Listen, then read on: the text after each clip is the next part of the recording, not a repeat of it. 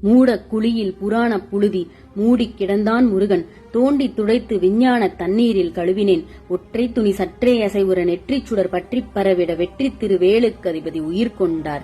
கடவுளா நீ என்றேன். மூத்த குடிகாத்த மூதாதை என்றார். குன்றில் ஏன் குடி என்றேன். ஆதி மனிதன் குடில் அதுதானே என்றார். குளிர் மலையில் ஏன் குறைவுடை கொண்டாய் என்றேன். இரையாடும் விலங்கை துரத்திக் கொண்டே இறை தேடும் விலங்கு விட்டு உயிர் தப்பி ஓட, சுனைகள் ஆறுகள் நீந்திக் கடக்க, தேனடை தேடி கிளைதோறும் குதிக்க, தொங்கும் மாடை தொல்லையா இல்லையா?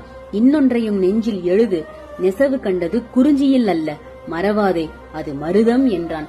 படையலுக்கு ஏன் முருகா தேனும் தினைமாவும்? சுடுதல் அவித்தல் சமைத்தல் என்னும் மனாகரீகங்கள் தொடங்கும் முன்னே காயும் கனியும் கிழங்கும் இலையும் தானாய் விளைந்த தானிய மணியும் தேனாய் வழிந்த திரவிய பொருளும் ஊனாய் இருந்த உண்மை உணர்த்தவே. கொடியில் சேவல் பறக்கும் செய்தி என்னவோ? வேட்டை களத்தில் மரணம் போல் உறங்கும் எங்களை அதிகாலையில் எழுப்பும் முதல் பறவை அதுதானே என்றார். கல்லாயுதம் தோற்றமிடத்து வேலாயுதம் கண்ட முதல் மனிதன் நான் என்றார்.